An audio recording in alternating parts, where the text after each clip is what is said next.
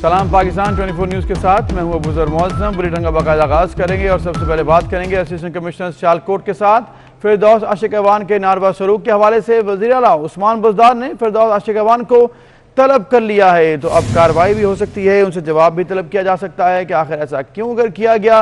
रमज़ान बाजार का दौरा किया फिरदौस आशिक अवान ने और डांट पिला दी वहाँ पर मौजूद असिस्टेंट कमिश्नर को। असिस्टेंट कमिश्नर सियालकोट के साथ फिरदौस आशिक अवान का नारवा सलूक और ये कहा कि क्या आप आसमान से उतरी हैं, और फिर जो है और भी नाज़ेबा अल्फाज इस्तेमाल किए गए। वज़ीर आला उस्मान बुज़दार ने अब फिरदौस आशिक अवान को तलब कर लिया है और इसके साथ साथ उन्होंने ये भी कहा कि आपकी हरकतें ही नहीं हैं कि AC लगाया जाए। और फिर इसके साथ साथ चीफ सेक्रेटरी पंजाब ने भी अपने तहफ़्फ़ुज़ात का इजहार किया है फिरदौस आशिक अवान ने जब ऐसा कहा। मज़ीद जानते हैं कज़ाफ़ी भट्ट से। कज़ाफ़ी भट्ट बताएगा फिरदौस आशिक अवान को बुलाया गया कल के जो वाक़े के हवाले से क्या तफ़सील आपके पास? अब से थोड़ी देर बाद वो मुलाकात करेंगी ईवान वजीर आला के अंदर, और जो चीफ सेक्रेटरी और ब्यूरोक्रेसी की जानिब से इस वाक़े के ऊपर तहफ़्फ़ुज़ात दिए गए हैं उसके ऊपर उनसे बातचीत की जाएगी। कार्रवाई तो मुश्किल से ही उनके खिलाफ होगी, अलबत्ता उन्हें हाथ हौला रखने की हिदायत जरूर की जाएंगी। जो हमारे ज़राए उनका ये कहना है कि फिरदौस आशिक अवान ने कल जो रवैया अपनाया उसके ऊपर ब्यूरोक्रेसी के अंदर से शदीद तहफ़्फ़ुज़ात वज़ीर आला तक पहुँचाए गए हैं और इसी वजह से उन्हें बुलवाया गया है। ज़राए कह रहे हैं कि कार्रवाई मुमकिन नहीं होगी, सिर्फ उन्हें इस तरह के अल्फाज और इस तरह के ब्यूरोक्रेसी के साथ रवैया जो है वो सख्त रखने से ममानत का कहा जाएगा। मुलाकात के बाद ही बाकी तफसीलात आएंगी कि वज़ीर आला ने उन्हें क्या हिदायत जारी की है। ठीक है, मुलाकात के बाद मजीद तफसीलात सामने आएंगी कि क्या हिदायत जारी की गई हैं। और कज़ाफ़ी भट्ट के मुताबिक ऐसा नहीं हो सकता कि वो कार्रवाई कोई की जाए। और बहुत शुक्रिया कज़ाफ़ी भट्ट, आपने हमें आगाह किया इस तमाम सूरत हाल से। फिरदौस आशिक अवान ने जो है जो गुफ्तगू की असिस्टेंट कमिश्नर सियालकोट से, वो पहले आपको दिखाते हैं। कभी आपको कहाँ से हम बरामद कर रहे हैं, आप मेसट पे आई हैं। ऑथराइज सबके लिए है, आपके लिए आप कोई आसमान से उतरी हुई है? बिल्कुल आसमान से नहीं उतरी। पार्टियों के लिए रश नहीं है, आपको ज्यादा जान अजीज है। कौन की जान है आपकी हरकतें ही नहीं है ऐसी वाली। जिस आपको लगाया उससे पूछते हैं ये तरीका क्या नहीं है तुम्हारा। तुम VIP ड्राइंग रूम में बैठो जाके, ये कौन सा तरीका तुम्हारा। आगे बढ़े बात करें कोरोना वायरस की। मुआविन खुसूसी डॉक्टर फैसल सुल्तान का कहना है कि पाकिस्तान में 10 करोड़ आबादी वैक्सीनेशन के लिए अहल है। जून तक वैक्सीनेशन की 1 करोड़ 90 लाख डोजेज मौसूल हो जाएंगी, जबकि 3 करोड़ वैक्सीन की खरीदारी का मुआहदा भी कर चुके हैं। 2021 के पहले निस्फ में तकरीबन 19 मिलियन डोजेज, 19 मिलियन से ज़्यादा डोजेज जो हैं वो हासिल हो जाएंगी। तकरीबन 90% के करीब इसमें से जो हैं खरीदारी के ज़रिए होंगी। इससे वाज़े होता है कि किसी सूरत भी हम सिर्फ डोनेशंस या अतियात पे तकिया किए हुए नहीं हैं। 3 करोड़ डोजेज के डील्स जो हैं वो साइन कर चुके हैं। सो मौजूदा गोल ये है कि तकरीबन 70 मिलियन लोगों को यानी 7 करोड़ लोगों को हम वैक्सीन लगाना चाहते हैं इस साल के आखिर तक। नाज़रीन, लाहौर समेत पंजाब भर की मसाजिद में एतकाफ बैठने पर हतमी फैसला अभी तक नहीं किया जा सका है। लाहौर की 5500 मसाजिद में एतकाफ बैठने या ना बैठने का फैसला ताहाल नहीं हो सका है। पंजाब भर में 52,000 मसाजिद में एतकाफ के लिए कोई फैसला भी सामने नहीं आ सका है। अब क्या सूरत हाल है, बात करेंगे शाहिद सिपरा से। शाहिद सिपरा बताइएगा, वक्त तो बहुत कम रह गया है, अब तक फैसला ही नहीं हो सका मसाजिद में एतकाफ बैठ सकेंगे या फिर नहीं, क्या सूरत हाल है, फैसला क्यों नहीं हुआ आखिर? जी बिल्कुल, ये रमजान मुबारक के आखिरी अशरे में जो शहरी हैं वो मसाजिद में एतकाफ करते हैं, लेकिन कोरोना वायरस की वजह से बाज़ मसाजिद हैं उनमें पाबंदी आयद की गई है। लेकिन विफाकी और सूबाई हुकूमत की जानिब से अभी तक हज़ारों ऐसे मसाजिद हैं जिनके लिए इस बात की कोई आगाही या कोई सवाल आगाह नहीं किया गया कि वहाँ पर एतकाफ हो सकेगा या नहीं हो सकेगा, क्योंकि अभी चंद घंटे बाकी हैं। नमाज असर के बाद और नमाज मगरिब के वक्त जो है वो लोग एतकाफ बैठ जाते हैं। पंजाब की अगर बात की जाए तो 52,000 ऐसी मसाजिद हैं जहाँ पर एतकाफ होना है, लेकिन उस पर कोई फैसला नहीं आया। इस तरह उसमें से लाहौर शहर की अगर बात की जाए तो 5,500 ऐसे मसाजिद हैं जिनको इंतजामिया को अभी तक आगाह नहीं किया गया कि वो एतकाफ बिठाएं लोगों को या ना बिठाएं या किस तरह बिठाया जाएगा। सिर्फ महकमा औकाफ और मज़हब अमूर पंजाब की जानिब से जो नोटिफिकेशन जारी किया गया है उसके मुताबिक 437 मसाजिद और इसके साथ जामियात और मज़ारात हैं जहाँ पर तो पाबंदी आयद कर दी गई है। लेकिन लाहौर समेत पंजाब की 52,000 जो मसाजिद हैं वहाँ पर एहतिकाफ के हवाले से कोई हतमी फैसला नहीं है, जिस पर जो एहतिकाफ करने वाले ख्वाहिशमंद हजरात हैं और उसके साथ ठीक है, वक्त कम है लेकिन अभी तक फैसला नहीं हुआ, क्यों नहीं हुआ ये एक सवालिया निशान। बहुत शुक्रिया शाहिद सिफरा।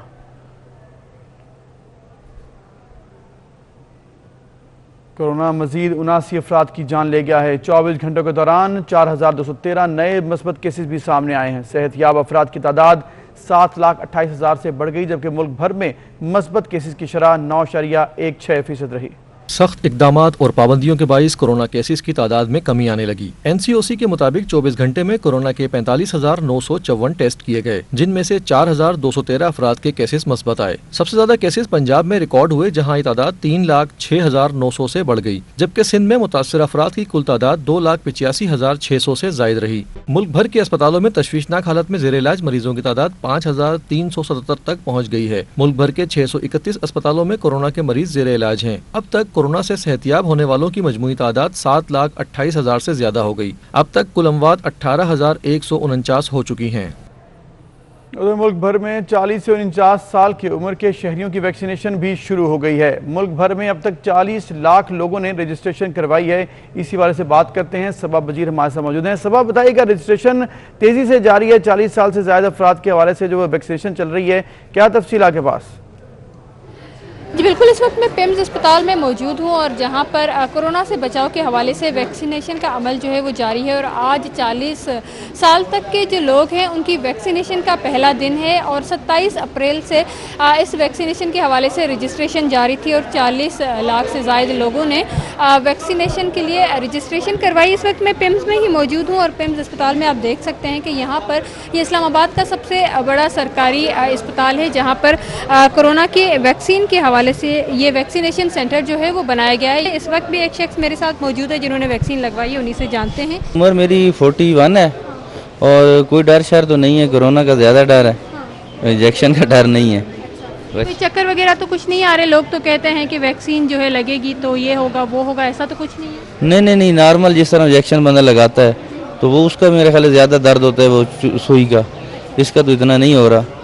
कोरोना से बचना चाहिए और इस वक्त आप देख रहे हैं कि यहाँ पर लोगों का बहुत ज़्यादा रश है, जिसमें 40 साल तक के जो लोग हैं वो भी आ रहे हैं और उससे कम जो लोग हैं उम्र के वो भी लोग यहाँ पर आ रहे हैं और हेल्थ केयर वर्कर जो हैं उनको भी वैक्सीन लगने का सिलसिला जारी है। और आज से 40 साल तक के जितने भी लोग हैं उनके वैक्सीन का अमल जो है वो शुरू हो गया है। शुक्रिया सबा, आपने हमें आगाह किया और सही कहा कि कोरोना से बचने का वाहिद तरीका या तो SOPs को फॉलो करें और साथ साथ वैक्सीनेशन करवाएं। आगे बढ़े आपको बताएं कि मुसाफिरों की कमी पर रेलवे इंतजामिया ने आज भी कई ट्रेनें मुअत्तल कर दी हैं। कराची और लाहौर के दरमियान चलने वाली जिन्ना एक्सप्रेस मुसलसल 5वें रोज भी मुअत्तल कर दी गई है। जिन्ना एक्सप्रेस के मुसाफिरों को कराकरम एक्सप्रेस में एडजस्ट किया जाएगा। कराची एक्सप्रेस और पाक बिजनेस एक्सप्रेस भी आज मुअत्तल कर दी गई हैं, जबकि कराची और इस्लामाबाद के दरमियान चलने वाली ग्रीन लाइन एक्सप्रेस भी मुअत्तल कर दी गई है। तो रश कम है और कोरोना SOPs के हवाले से ये मामला कराची और लाहौर के दरमियान चलने वाली जिन्ना एक्सप्रेस मुसलसल 5वें रोज मुअत्तल कर दी गई।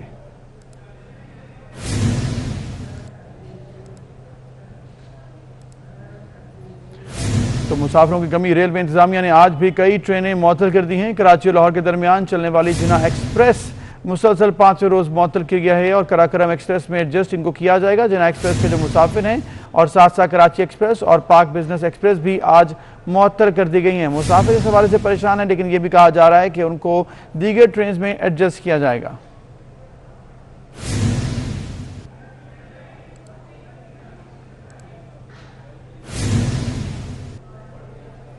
उधर वफाकी काबीना का इजलास कल होने जा रहा है। इजलास में मुल्क की कोरोना और वैक्सीन की सूरत हाल का जायजा लिया जाएगा। काबीना को वैक्सीनेशन से मुतालिक ब्रीफिंग दी जाएगी।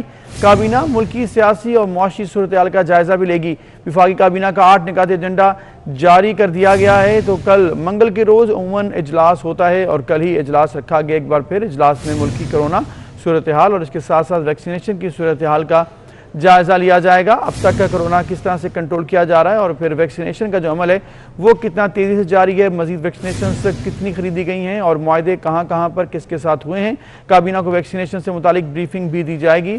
काबीना मुल्क की सियासी और मुआशी सूरत हाल का जायजा भी लेगी। वफाकी काबीना का 8 निकाती एजेंडा भी जारी कर दिया गया। अवैस कियानी से मजीद जानेंगे। अवैस, कल होने जा रहा है अहम वफाकी काबीना का इजलास, क्या तफसील पहुंची अब तक? जी बिल्कुल, जो कल वफाकी काबीना का जो इजलास होगा उसमें जो है एजेंडे के साथ साथ जो मुल्क की सियासी और माशी जो सूरत हाल है उसका जायजा लिया जाएगा। जो वैक्सीन के हवाले से जो मुतालिक जो है वो ब्रीफिंग दी जाएगी और कोरोना और वैक्सीन की जो सूरत हाल की जो अपडेट्स हैं वो जो है इसमें डिस्कस होंगी। इसी तरह जो यूरोपीय पार्लियामेंट का मामला भी इसमें आएगा। इसके साथ जो एजेंडे के हवाले से जो रेलवे के मामलात हैं, इसी तरह कुछ काबीना हैवी इंडस्ट्री सेक्टर में प्रोडक्शन कंट्रोल मेंबर की तैनाती के साथ साथ दीगर जो मामलात हैं उनकी भी मंजूरी देगी। ईद उल फितर के मौके पर जो कैदियों की सजा में कमी की समरी जो है वो मंजूरी के लिए पेश की जाएगी। एनसीओसी के मामलात भी जो ठीक है, शुक्रिया। 8 निकाली एजेंडा जो कि जारी कर दिया गया, बहुत शुक्रिया आपका। तो सऊदी अरब की पाकिस्तान पर फजाई पाबंदी के बाद पाकिस्तानियों ने अफगानिस्तान का रास्ता अपना लिया है। अफगानिस्तान के रास्ते सऊदी अरब जाने के लिए अफगान सफारतखाने के बाहर रश बढ़ गया है। ये मामला क्या है, ऐसा क्यों किया गया, ईशान भट्टी से जानेंगे। जी ईशान।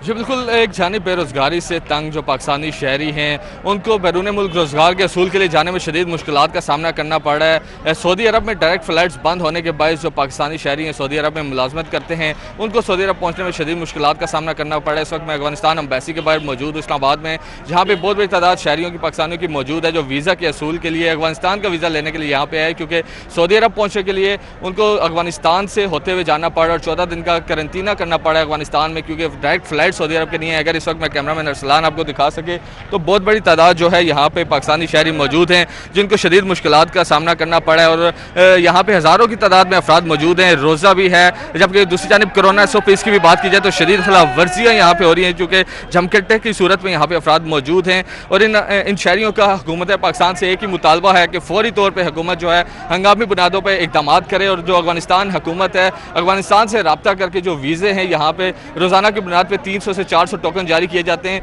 उसकी तादाद बढ़ाई जाए ताकि इनके जो जिनकी वीज़ा ख़त्म होने वाला सऊदी अरब का वो बर वक्त सऊदी अरब पहुँच सकें। ठीक है, शुक्रिया जीशान, आपने हमें आगाह किया कि वफाकी हुकूमत ने तमाम वफाकी सरकारी इदारों को कमर्शियल बैंकों में फंड्स रखने से मना कर दिया है। कोई भी वफाकी इदारा किसी भी कमर्शियल बैंक में अकाउंट नहीं रख सकता है। तो ये अहम और बड़ा फैसला किया गया है और ये कहा गया है कोई भी इदारा जो है वो कमर्शियल बैंकों में अपने फंड्स नहीं रख सकता। इस फैसले के मुतालिक जानेंगे अशरफ खान से। अशरफ, बताएगा ये अहम फैसला किया गया, इसकी वजूहात क्या हैं? जी, फाइनेंस डिवीजन ने अकाउंट बंद करने के लिए जो और उसके साथ जो फंड सिंगल ट्रेजरी अकाउंट में मुंतकिल करने के लिए हिदायतनामा जारी कर दिया है और ये भी कहा है कि कैश मैनेजमेंट और सिंगल ट्रेजरी अकाउंट रूल्स 2020 के तहत ये हिदायत दी गई है। सिंगल ट्रेजरी अकाउंट जो स्टेट बैंक में होगा जिसमें तमाम सरकारी इदारे अपने फंड जो है उस सिंगल ट्रेजरी अकाउंट में रखेंगे और इसकी जो मकसद है जो बताया गया है जो हुकूमत ने फैसला किया कि मुख्तलिफ जो इदारे हैं 30 से 32 तो उन्होंने मुख्तलिफ कमर्शियल बैंकों में अकाउंट खोले, लेकिन आवाम का जो पैसा है ये कहाँ जा रहा है, कैसे इस्तेमाल किया गया। अब ये स्टेट बैंक के मातहत एक सेंट्रल अकाउंट होगा जिसके थ्रू उसकी चेकिंग भी जांच भी आसानी से की जा सकेगी। और ये माहिरीन ने कहा है कि बैंक का जो टोटल डिपॉजिट है उसका 1400 अरब रुपए जो है बैंकों से निकलेगा, सिंगल ट्रेजरी अकाउंट में जाएगा, जो वफाकी इदारों के जो 1400 अरब रुपए वो मुंतकिल हो जाएंगे। और कहा है कि जो मुकम्मल डिपॉजिट का जो रिसर्च रिपोर्ट के मुताबिक उसका 9% बनता है, जो 1400 अरब रुपए ये सेंट्रल डिपॉजिट में आ जाएंगे जो कि स्टेट बैंक के मातहत काम करेगा। ठीक है, शुक्रिया, आपने हमें आगाह किया अशरफ। उधर कर्जों का बोझ मजीद बढ़ गया। हुकूमत ने 9 माह में 7 अरब 41 करोड़ डॉलर्स का गैर मुल्की कर्जा ले लिया है। दस्तावेजात के मुताबिक जुलाई से मार्च तक कमर्शियल बैंकों से 3 अरब 12 करोड़ डॉलर्स का गैर मुल्की कर्जा लिया गया। बैनुल अक़वामी मालियाती इदारों और बैरूनी ममालिक से 3 अरब 29 करोड़ डॉलर्स का कर्जा भी लिया गया है। इस पर हम जानेंगे वकास अजीम से। वकास, बताएगा कर्ज मजीद लिया गया है, अब कितना बोझ पड़ गया आवाम पर? जी, वफाकी हुकूमत ने रवा माली साल के पहले 9 माह के दौरान बजट सपोर्ट मुख्तलिफ मनसूबों और मुख्तलिफ मनसूबों की फाइनेंसिंग के लिए 7 अरब 41 करोड़ डॉलर का गैर मुल्की कर्जा ले लिया है। और इक़्तिसादी उमूर डिवीजन का ये कहना है कि जुलाई से लेकर मार्च तक हुकूमत ने कमर्शियल बैंकों से 3 अरब 12 करोड़ डॉलर का कर्ज लिया है, जबकि बैनुल अक़वामी मालियाती इदारों और बैरूनी ममालिक से 3 अरब 29 करोड़ डॉलर का कर्जा लिया गया है। रवा माली साल के 9 माह के दौरान चीन ने पाकिस्तान की माली तौर पर मुआवनत किया और 1 अरब डॉलर का सेफ डिपॉजिट फराहम किया है। और इस दौरान एशियाई तरक्याती बैंक से ठीक है, शुक्रिया वकास, आपने हमें आगाह किया कर्जों के मुतालिक। सऊदी अरब में आज से नमाज तरावी और तहज्जुद एक साथ अदा की जाएंगी। सऊदी वजारत इस्लामी उमूर के मुताबिक इशा की नमाज, तरावी और तहज्जुद की नमाजें सिर्फ आधे घंटे के अंदर अदा करना होंगी। और इसके साथ साथ दूसरी तरफ सऊदी हुकूमत ने कोरोना वैक्सीन लगवाने वाले सऊदी शहरियों को 17 मई से सफर की इजाज़त भी दे दी है, जबकि रश में कमी लाने के लिए बाजार 24 घंटे खुले रखने की इजाज़त भी दे दी गई है। यहाँ पर वक्त एक ब्रेक का, हमारे साथ रहिए। Welcome back. जहांगीर तरीन की रिहाइश गाह पर होने वाले अहम ख्याल ग्रुप के इजलास की अंदरूनी कहानी सामने आ गई है। वज़ीर आज़म की यकीन दहानी के बाद फिल वक्त खामोशी इख्तियार करने का फैसला किया गया है। अरकान ने राय दी है कि फिलहाल कोई ऐसी बात न की जाए जिससे मामलात बिगाड़ की तरफ जाएं। वज़ीर आज़म की मुलाकात के बाद सूरत हाल को ईद तक देखने का फैसला किया गया है। तो हम ख्याल ग्रुप है जो कि जहांगीर तरीन के साथ है, रिहाइश गाह पर उनके इकट्ठा हुआ हम ख्याल ग्रुप इजलास की अंदरूनी कहानी सामने आई है। मजीद बताएंगे हमें कज़ाफ़ी भट्ट, बताइएगा क्या फैसले किए गए? देखिए अबूज़र, जो फैसला ये किया गया है कि ईद तक इंतजार किया जाएगा और वजीर आज़म ने जो कमेटी बैरिस्टर अली जफर को हिदायत जारी की है कि वो मामले को देखें, उसकी रिपोर्ट को मद्देनजर रखते हुए ये अरकान फैसला करेंगे कि आगे उन्होंने क्या लाया अमल इख्तियार करना है। जो जराया उनका ये कहना है कि अरकान की ज़्यादातर राय यही थी कि वजीर आज़म की यकीन दहानियों पर खामोशी इख्तियार की जानी चाहिए और कोई ऐसी बात नहीं करनी चाहिए जिससे मामला बिगाड़ की तरफ जाए। और इन्हें बैरिस्टर अली जफर के ऊपर एतमाद है कि वो जो भी रिपोर्ट बनाएंगे वो इंसाफ पर मबनी होगी और जहांगीर तरीन को जो है वो इंसाफ मिलेगा।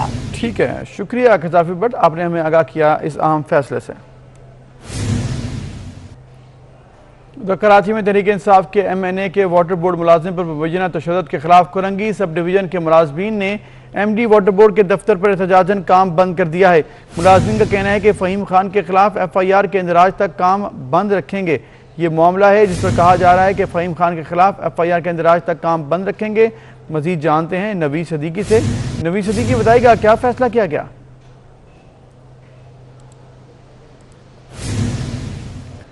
जी बिल्कुल, मैं इस वक्त मौजूद हूँ कराची MD वाटर बोर्ड के दफ्तर के बाहर, जहाँ पर जो है कोरंगी सब डिवीजन के जो मुलाजमीन हैं उनकी जानिब से एहतजाज किया जा रहा है। ये जो एहतजाज है PTI MNA फ़हीम खान के मुबैना तशद्दुद के खिलाफ किया जा रहा है। मुलाजमीन के मुताबिक जुम्मे के रोज़ जो है MNA फ़हीम खान और उनके साथियों की जानिब से जो है एक्सीएन जो है असिस्टेंट एक्सीएन उनको जो तशद्दुद का निशाना बनाया गया।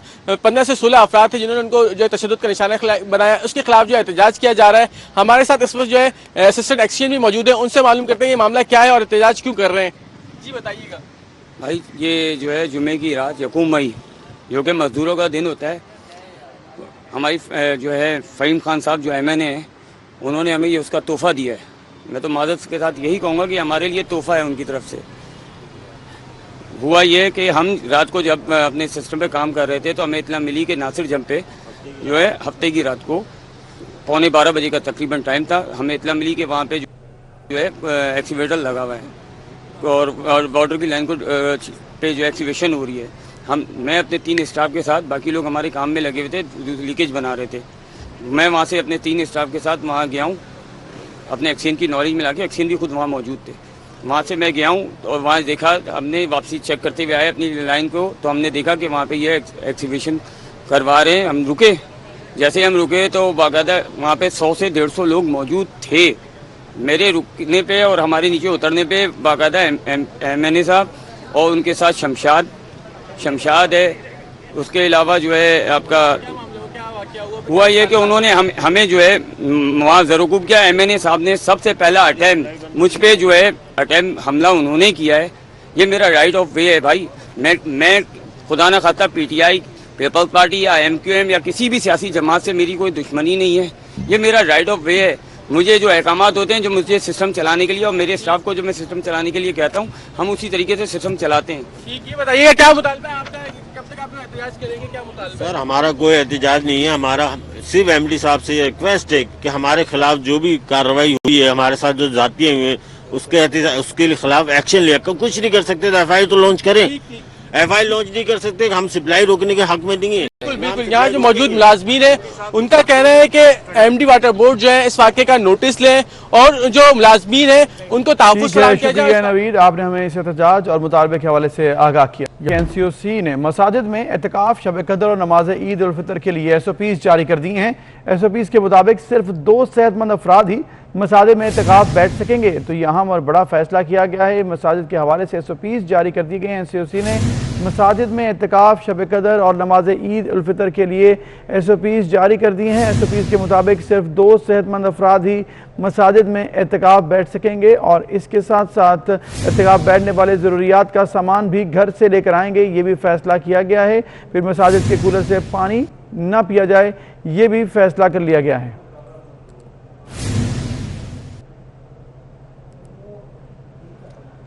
चीफ जस्टिस हाई कोर्ट आज़ाद और जम्मू कश्मीर जस्टिस शराज कियानी वफात पा गए हैं। जस्टिस शराज कियानी कई माह से अलील और इस्लामाबाद में ज़ेर इलाज थे, तो आज उनके वफात हो गई है। चीफ जस्टिस हाई कोर्ट आज़ाद जम्मू कश्मीर जस्टिस शराज कियानी वफात पा गए हैं। जस्टिस शराज कियानी कई माह से अलील और इस्लामाबाद में ज़ेर इलाज थे।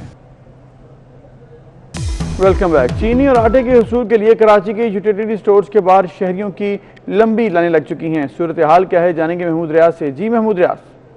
रमजान के आगाज से कबल यूटिलिटी स्टोर पर 19 अशिया खुर्दोनोश की कीमतों में सब्सिडी दी गई थी हुकूमत की तरफ से, मगर अब रमजान का आखिरी अशरा शुरू होने जा रहा है और आवाम अभी भी जो है वो लाइनों में लगी हुई है। ना तो चीनी दस्तयाब है, ना आटा दस्तयाब है। सर यहाँ पूरा दिन खड़ा रहना पड़ता है। सुबह आते हैं, शाम तक यहीं पे खड़े रहते हैं और कहते हैं अभी कि जब हम लाइन पे जाएंगे टाइम आएगा, कहेंगे वो चीनी ख़त्म हो गई या आटा ख़त्म हो गया, बंद कर देंगे। ये रश इसी तरीके से ही अभी तो कम है, ये अभी बढ़ने वाला है। अभी ब्लैक में चला रहा है। अभी 2 किलो सिर्फ चीनी दे रहा है, 1 आटे का तेल दे रहा है, वो भी 14 लोग है। 2 किलो जो उसका घी का दे रहा है। बहुत ज़्यादा देर तक खड़ा रहना पड़ता है। ये लोग अपनी मर्जी से बेचते हैं और इनके अपने जानने वाले आते हैं, उनको पहले बेच देते हैं। गरीब आवाम के लिए कानून है, बाकी अमीरों के लिए कोई फायदा नहीं होगा। एक आटे की गिट्टी देते हैं, चीनी मांगो चीनी देते नहीं। अलग चीनी की ज़रूरत होती है इंसान को रोज़ों में ज़्यादा, मगर देते ही नहीं है। सौदा लो तो फिर देंगे। ये देखिए जैसे यहाँ पर छोटे बच्चे, बुजुर्ग, शहरी तमाम लोग मौजूद हैं और पूरा जो है वो यूटिलिटी स्टोर पे कहा गया था अवाम जो है वो चीनी की स्कैंडल भी सामने आए, लेकिन अवाम को जो है बिला तात्तुल जो है आटा और चीनी यूटिलिटी स्टोर से फराहम नहीं हो सका। और अब यकीनन रमज़ान ख़त्म हो जाएगा, लेकिन इस चीज़ की तहकीकात नहीं होंगी कि क्या वजह थी कि यूटिलिटी स्टोर पे जो आवाम की आसानियों के लिए जो पैकेज दिया है। शुक्रिया महमूद रियाज, आपने हमें आगाह किया आवाम के मसाइल के हवाले से। उधर शहर-ए-कायद में ब्रांडेड तेल की कीमत एक बार फिर 300 रुपये हो गई है। सदर रिटेलर्स एसोसिएशन फरीद कुरैशी कहते हैं कि रमज़ान पैकेज ख़त्म होने पर दोबारा कीमतें 300 रुपये तक पहुँच गई हैं। मजीद जानते हैं हबीब खान से, जो इस वक्त फरीद कुरैशी के हमरा मौजूद हैं। जी हबीब। की कीमतों में जो है वो रमज़ान मुबारक में हमने देखा कि मुसलसल इजाफा देखने में आया, लेकिन अब अगर बात की जाए तेल की कीमतों के हवाले से तो शहर में रमज़ान मुबारक में तेल की जो कीमतें हैं उस पर मुख्तलिफ जो ब्रांडेड तेल हैं उन पर रियायत मिल रही थी। शहरी सस्ते दामों ख़रीद रहे थे, लेकिन अब एक बार फिर तेल की कीमतों में जो है वो इजाफा कर दिया गया है और जो कीमतें रमज़ान से पहले थी उन कीमतों पर तेल को दोबारा जो है वापस लाया गया है। इस वक्त ब्रांडेड तेल की अगर बात करें तो 300 रुपये फ़ी किलो तक जो है वो तेल पहुँच गया। इसी वक्त हमारे साथ बात करने के लिए रिटेलर एसोसिएशन के जो जनरल सेक्रेटरी हैं फरीद कुरैशी, वो हमारे साथ मौजूद है। फरीद भाई, एक बार फिर तेल की कीमतों में जो है वो इजाफा हुआ है, क्या कहेंगे इस हवाले से? रमज़ान में क्या रियायत मिल रही थी? देखिए 2020 के बाद रेट एकदम बढ़ने शुरू हो गए, जबकि उसके भी कहा गया कि ये मलेशिया से तेल आ रहा था, वो कोरोना की वजह से नहीं आ रहा है। तो यहाँ के जो मैन्युफैक्चरर्स थे उन्होंने तेल की कीमतें में इजाफा कर दिया और वो 220 रुपये का था वो 260 रुपये का लेके आए और 290 और 300 रुपये तक उन्होंने इजाफा किया। ठीक है, शुक्रिया हबीब। इसके साथ ही न्यूज़ स्टूडियो सब तक के लिए इतना ही।